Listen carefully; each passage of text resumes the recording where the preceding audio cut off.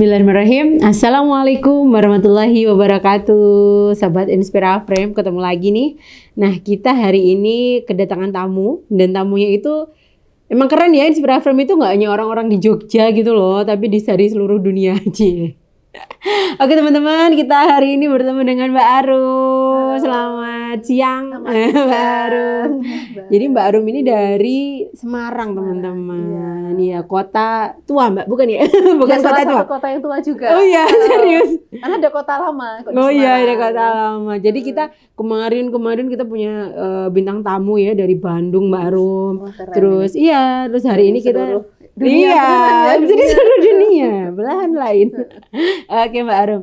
Oke, jadi teman-teman di sini Mbak Arum ini adalah seorang psikolog ya Mbak untuk sekarang ya. Betul, psikolog klinis Mbak gitu fokusnya.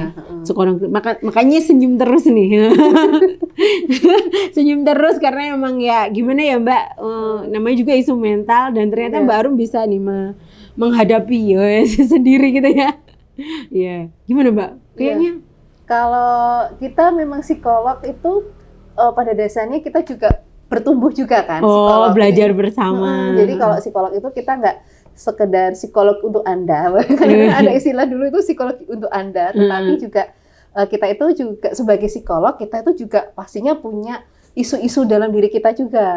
Kita juga bukannya yang langsung super power, langsung begitu kita jadi psikolog, kita kadang-kadang tuh gini Mbak, kita tuh dianggap, loh kamu kan psikolog, masa kamu nggak bisa handle isumu sendiri? Oh iya, kamu kan temanku juga sering gitu kamu kan psikolog, ngapain nggak bisa sedih? Kenapa kamu cemas? Nah, masa psikolog kok marah-marah sih? Oh iya. Gitu loh, Mbak. Itu temanku ada Mbak psikolog marahin anaknya. Jadi, Bunda tuh kenapa sih marah-marah? Bunda kan psikolog seakan-akan nggak boleh marah gitu. Psikolog nggak boleh apa? Nggak boleh itu. Oke. Berarti untuk psikolognya Mbak Arum sekarang di Semarang ya? Ya di Semarang, praktek mandirinya. Tapi kalau untuk online itu bisa di mana aja. Oh gitu, karena emang sekarang zamannya gitu ya Mbak, bisa online. Work from anywhere. Canggih Rek.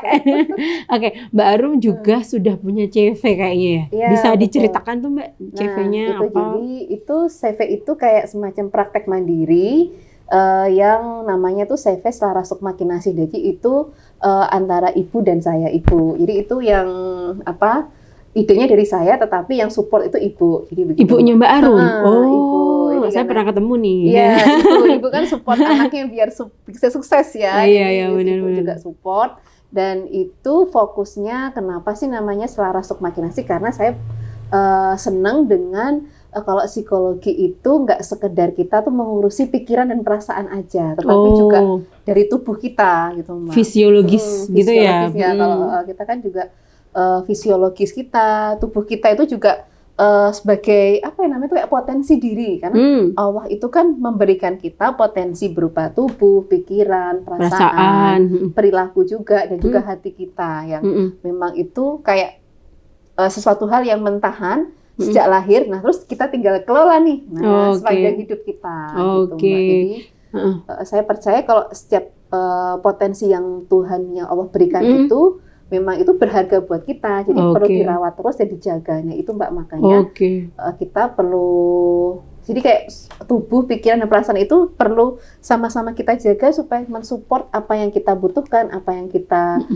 cita-citakan. Gitu. Jadi mungkin kalau orang psikolog gitu berarti kan berarti mungkin ke perasaannya aja atau ke emosinya aja, padahal harusnya secara psikologisnya, secara fisik itu juga benar-benar juga harus dilatih gitu ya Mbak, berarti. Betul, karena kan memang fisik kita itu sebenarnya kan supporter terbesar dalam diri kita. Gitu. Iya ya, iya sih. Badan kita itu kan juga, kalau badan kita nggak fokus, nggak fit, itu kan kita pasti pikirannya juga nggak nyaman. Nggak kemana-mana juga ya. Terus juga pikiran kita nggak nyaman, badannya juga ikut nih. Saling berkaitan gitu ya, lingkarannya emang kayak gitu. Oke, berarti untuk Mbak Arum sendiri udah ada mandiri nih, praktek mandiri itu berarti kaitannya kegiatan-kegiatannya juga ke sana ya berarti. Iya benar, untuk sekarang ini kan kita lagi ada program-program yang memang kolaborasi dengan teman-teman di Semarang dan juga mungkin di luar Semarang juga bisa terbuka nih gitu kan. Terutama untuk kegiatan yang sedang berjalan selain praktek psikolog mandiri juga, misalnya untuk konseling, untuk pendampingan psikologis juga ada kelas-kelas yang memang khusus untuk kita tuh merawat diri terkait tubuh, pikiran dan juga perasaan. Itu bentuknya gimana Mbak? Nah, kalau kegiatannya Mbak jadi Rum? lebih banyak ke kolaborasi sih Mbak, misalnya dalam bentuk kelas yoga, terus juga kelas-kelas yang terkait dengan aktivitas-aktivitas yang misalnya ini kita ngadain kelas pengembangan diri, pertumbuhan diri yang kita menggunakan tool-tool yang memang itu fokusnya ke tubuh, pikiran dan juga perasaan. Oke, bisa diceritain Mbak, menarik nih kayaknya. Yoga berarti misal, yang pertama yoga. Berarti Mbak Rum mulai yoga sejak kapan Mbak Rum? Kok saya belajar yoga itu pas kuliah magister profesi psikologi Mbak. Jadi di pas sini juga? Di Jogja. Jadi memang Jogja itu kan tempat istimewa ya Mbak bagi Mbak Rum ya. Iya, spesial banget ya Jogja itu ya. Jadi memang Jogja itu tempat yang jadi tempat pembelajaran juga buat berarti saya. makannya dulu di Bonbin juga Mbak? Di Bonbin, iya. Itu senengnya apa ya Mbak? Yupar. Bukan Yupar ya. Siomainya. Siomainya itu kan kayaknya ini banget, merakyat banget itu sih ya. Kalau Bonbin semua merakyat Mbak. Anak-anak FEB tuh nggak mau Mbak kesini. Katanya kalau ke Bonbin sakit perut katanya gitu. Enggak. Saya kira udah beda ya. Beda. Teman-temanku yang FEB gitu katanya.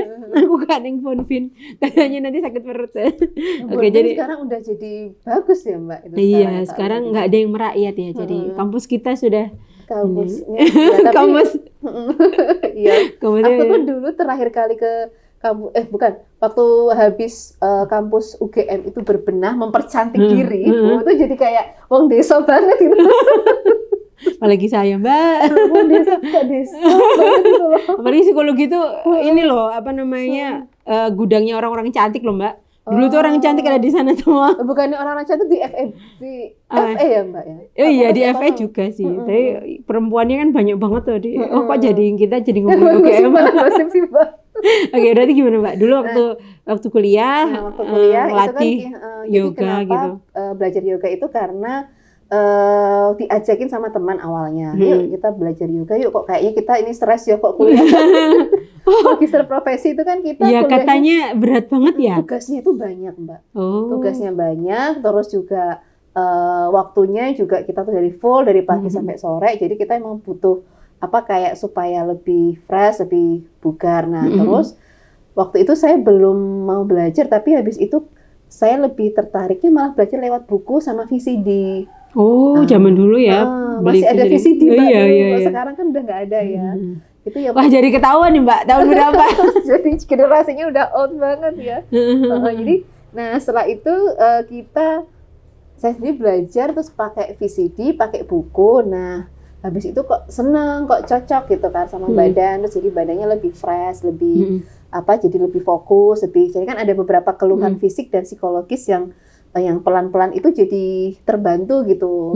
Misalnya kayak saya dulu kan saya pernah di waktu kuliah itu sering jatuh gitu kan dari atas tadi tangga gitu. Oh iya tuh. Saya juga gitu Mbak. Jadi saya dulu pernah sering jatuh. Mungkin saya nggak tahu itu kondisinya apa. Mungkin dulu waktu kecil saya pernah jatuh.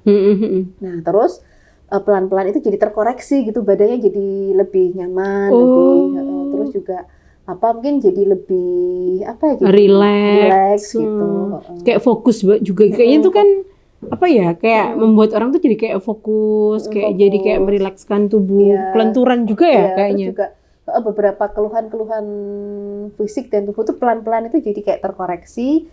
Kayak misalnya menstruasinya bisa lebih lancar, terus juga bisa membantu lebih lebih nyaman lah dengan tubuhnya gitu. Kalau praktek yoganya di Semarang juga ada ya?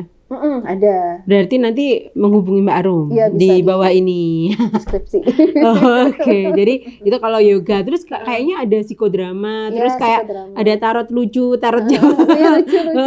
Jadi kira-kira apa kalau psikodrama Mbak? Kayaknya itu unik banget nih, ya kan?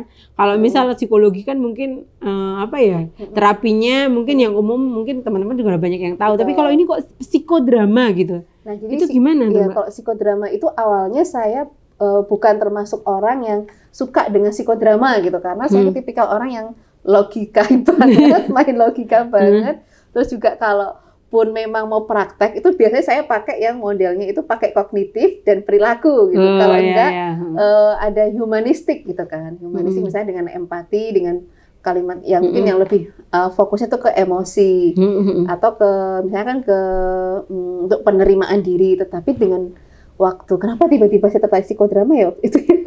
ilham. Tiba-tiba Mungkin wangsit Mbak. lupa apa ya waktu itu ya. Atau Mbak Arum sukanya yang mungkin unik gitu, yang mungkin yang lain belum ada. Iya, aku kayaknya lucu juga, ini gitu. Kayaknya aku tuh tipikal orang yang nggak lebih senang sesuatu hal yang mungkin saya tipikal orang yang kalau stagnan itu pasti nggak stres itu malahan gitu ya. Oh malah gitu ya? Oke. Jadi mungkin itu kali ya salah satunya. Tetapi kalau dulu itu awal tertariknya psikodrama karena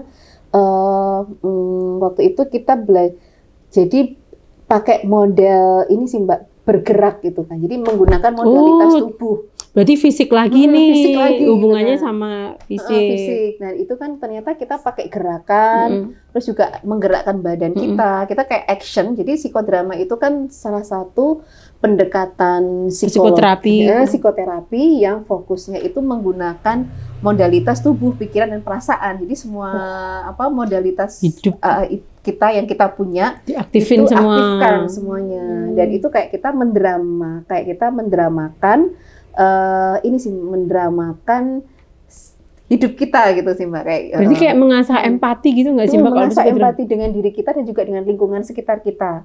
Luar biasa. Karena kan dari psikodrama itu kita juga belajar mengenali emosi diri kita, pengalaman-pengalaman kita itu dengan lebih jelas gitu kan. Karena kalau misalnya orang pakai terapi bicara seperti ini kan dia kadang susah ini ya untuk keluar gitu kan. Mungkin dia agak kesulitan untuk mengekspresikan emosi. Tapi mungkin dengan bantuan psikodrama ini bisa bantu dia untuk mengekspresikan emosi dengan nyaman. Oh, luar biasa. Terus kalau tarot, kayak tadi Pak Arum pakai tarot. Tarotnya tarot lucu kan tadi? Tarot lucu. Saya bawa sih Mbak toolnya, nanti bisa kalau teman-teman mau lihat. Nah ini kan tarotnya sudah dimodifikasi. Tarot Jawa, tarot lucu. Modifikasi dari tarot White Rider yang mungkin teman-teman sudah mengenal White Rider, tetapi ini sudah dimodifikasi dengan budaya Indonesia. Jadi kalau tarot teman-teman, ramal diramal. Nah, kalau Mbak Arum ini nggak buat ngeramal. Iya. Meskipun sering dibilang peramal. Jadi ini buat malah justru jadi kayak toolsnya buat gimana cara orang bisa bercerita dengan nyaman gitu ya Mbak. Jadi kadang-kadang kan ini kalau menurut saya tarot itu pemersatu bangsa. Oh gitu ya. Ini. Iya, pemersatu bangsa yang bantu kita tuh lebih. Oh gini. Oke. Oh di sini. Oke, iya. Di sini Mbak. Jadi ini tuh namanya kartu tarot. Jadi kartu tarot kayak itu wayang-wayang gitu ya Mbak? Iya, jadi ini tuh kayak figurnya memang figur dari Tarot Nusantara. Namanya Tarot Nusantara. Jadi yang bikin itu Pak Hisham Al-Fakhri. Beliau ini juga psikolog yang memang mendalami terkait hipnoterapi dan juga tarot gitu Mbak. Nah, ini kalau ini kan dia ada, kalau di psikologi itu kan namanya kayak karakter gitu kan. Ini karakter diri, ini namanya karakter diri yang namanya mayor. Jadi mayor arkana ini adalah jadi itu kayak menggambarkan fase hidup kita, terus juga karakter diri dan kebiasaan kita. Jadi ada 22 mayor arkana dari nomor 0 sampai 22 gini. Jadi ini ada dua kartu mayor. Misalnya ini karakternya apa? Kita itu lagi di fase apa sih seperti ini? Misalkan kita dapat kartu bintang. Oh, berarti aku lagi di fase ini. Oh, gitu ya. Jadi kayak sebenarnya itu kayak ini ya, Mbak, diolah supaya orang itu tiba-tiba ngobrol aja nih soal masalahnya aja gitu. Gitu. Terus yang ini ada. Berarti beda sama yang misal di TV-TV, kamu setelah ini akan mengalami ini. Ini ini unik nih Mbak. Yang ini kan biasanya orang mikir ini patah hati gitu kan. Nah, padahal enggak. Kalau itu sebenarnya jatuh cintanya banyak gitu. Playboy berarti. Bukan ya? Nah, ini bukan playboy sih Mbak. Kalau ini saya biasanya mengartikan itu kayak orang kan tertusuk hatinya sama pedang gitu kan. Pedang itu kan pikiran, strategi, sama ini sih lebih pikiran dan strategi dan komunikasi. Oh, berarti kalau dia tertusuk 3, ini kan berarti dia terpecah-pecah gitu loh, terpisah-pisah. I know. Jadi kalau misal lewat ini ya. Iya terus dia seakan-akan tiba-tiba udah cerita aja soal itu. Iya, gitu kan. Oh berarti ini kamu. Pintar teman-teman. Ya. Jadi ini untuk ngobrol nih Mak. Jangan-jangan dukun juga kayak gitu ya Mak. Dukun-dukun tuh lah. Bisa. Wah ini bisa dimusuhi nih nanti baru. Ini jadi Kok ini apa namanya kok membuka ini aib gitu ya. Enggak buka aib, buka strateginya mereka. Iya, jadi gini teman-teman kita kan tapi kita sebenarnya ada kata kuncinya masing-masing gitu kan. Ada kata kuncinya yang ini memang ada kata masing-masing ini tuh ada kata kuncinya. Kok ini kan piala itu simbol dari perasaan gitu kan. Jadi ini menggambarkan perasaan. Terus ada juga jadi secara otomatis orang yang ini juga bakal menceritakan soal itu berarti. Jadi ini fokusnya ke perasaan dia gitu kan. Kalau ini tongkat itu kan kayak energinya. Oh, kamu ada dorongan apa nih? Berarti kayak gitu. Iya, sip. Terus kalau ini unik ya, Mbak. Berarti Mbak Arum tuh ngambil jalannya tuh linear yang unik-unik gitu ya, Mbak ya? Iya, Mbak. Luar biasa loh. Ya kan orang biasanya ini kan, apa namanya? Oke, psikolog ya ngisi-ngisi acara atau mungkin terapinya apa gitu. Jadi saya baru lucu-lucu mainnya gitu. Di booth gitu loh Mbak, mainnya di booth, di pop up market gitu sih. Jadi luar biasa. Prakteknya itu di gimana Mbak kalau misal apa namanya Mbak Arum sendiri tuh kalau udah banyak klien dengan cara berbagai macam cara, toolsnya banyak gitu. Suka dukanya apa Mbak kalau kayak gitu? Jadi suka dukanya itu lebih banyak ke ini sih Mbak, apa ya, kita kan terutama kalau di Semarang itu kan kita memang fokusnya ini Semarang itu teman-teman untuk ngajakin belajar itu memang perlu effort nih luar biasa nih karena terutama untuk soalnya kompleks juga ya kotanya tuh besar banget, ada kampus, ada pabriknya banyak banget. Mallnya juga banyak. Tapi dari situ itu saya menemukan banyak kesempatan. Iya, makanya kalau Jogja kan kebanyakan ya udah kota pelajar, adanya kampus bener. Gitu kan. Jadi kayak stresnya tuh ya stres skripsi dan sebagainya. Kalau di Semarang kan kompleks ya itu ya. Iya, benar. Jadi malah di situ tuh saya menemukan banyak orang-orang dengan berbagai macam karakter, dengan berbagai macam apa. Di situ masih melihat dari kita keresahan yang kita alami itu malah justru jadi peluang gitu sih. Oh iya, siap. Jadi kesempatan juga bagi kita untuk kita sebagai baru ke Jakarta aja tuh mesti lebih banyak. Lebih banyak itu peluangnya. Iya benar boleh ya. Kita work from anywhere. Iya, terus bukanya tengah malam. Karena kalau siang mereka udah bekerja terus kan. Nanti bukanya di ini ya, di tempat-tempat yang deket-deket industri gitu. Benar. Apa Mbak sukanya berarti menemukan itu. Terus kalau ada nggak dukanya pada saat kayak gini nih? Sebenarnya kalau dukanya banyak. Sebenarnya suka duka itu kan apa ya, menurut saya dalam suka itu kita menemukan banyak tantangan gitu kan. Tapi dengan tantangan itu sebenarnya kalau saya itu malah menemukan banyak jawaban-jawaban gitu sih. Gitu. Misalkan saya keresahannya apa ya tentang keresahannya itu dari proses praktek mandiri itu kan kita pastinya ini ya menemukan mungkin klien-klien yang memang misalnya dia kok susah untuk insight itu loh Mbak. Makanya kita tuh ya cari tool-tool yang ini makanya yang disesuaikan sama dia nyamannya mereka apa gitu kan. Itu kan saya kok klienku agak ini ya kesulitan dan saya juga kan kadang-kadang kliennya itu macam-macam, misalkan ada orang tua. Nah, biasanya dukanya itu suka ini Mbak, misalkan menemukan klien yang susah untuk diajak kerja sama gitu. Misalnya cerita aja nggak mau. Cerita aja nggak mau. Terus juga apa misalnya ada orang tua yang ngajakin anaknya konsultasi, tapi malah yang disalahin orang tuanya gitu. Banyak ya Mbak kayak gitu ya. Kadang-kadang kan juga anak itu malah loh yang bermasalah kan ibuku. Tapi anaknya itu sih Mbak, itu dukanya sih gini, udah gimana caranya ya, makanya kan kita tuh sebagai praktisi itu perlu punya cara-cara tool-tool yang lebih membantu mereka masuk. Nah, mungkin juga dengan tarot ini saya menemukan salah satu alasan kenapa kok pakai tarot itu kan karena memang tarot itu lebih sifatnya itu fleksibel gitu sih. Lebih ke ini nggak sih Mbak, lebih ke kayak main-main gitu kan. Jadi kesannya, jadi nggak kayak misal psikolog tuh kayaknya kalau masuk tuh kayak tegang atau gimana gitu. Tapi kalau ini sama main-main. Nah, misalkan ya dengan art terapi, gambar, nulis, journaling itu kan sekarang lagi banyak ini ya Mbak, lagi banyak aktif ya. Jadi saya juga mengikuti hype-hype-nya juga. Iya benar-benar. Nge-hype gitu. Meskipun saya sebenarnya waktu awal kenapa aku pakai journaling dan art juga ya? Padahal kan karena memang bakatnya orang kan macam-macam, bisa masuknya dari manapun kita nggak tahu juga gitu ya. Jadi memang kita perlu punya ini sih Mbak, tool yang memang menyesuaikan kebutuhan klien. Kalau saya sering drama Mbak, berarti saya psikodrama kali ya? Iya, psikodrama, benar-benar cocok. Hidup saya penuh dengan drama, muka saya tuh udah kayak aktris. Tapi ini loh Mbak, seru loh Mbak, psikodrama itu membuat orang itu bisa nyaman bercerita malahan. Ya, gitu kan. Jadi orang-orang yang karena kan psikodrama itu membuat kita tuh bebas berekspresi, terus juga misalnya ini ada kelompok-kelompok kecil, nah itu yang lebih seru itu Mbak biasanya. Mereka mengekspresikan sesuatu kayak dia lagi acting, padahal dia sedang menceritakan apa yang ada di hatinya gitu. Oke, kan seru deh seru. Oh iya, nanti ada info-info untuk acara-acara Mbak Arum. Nanti mohon diinfo ya Mbak. Boleh.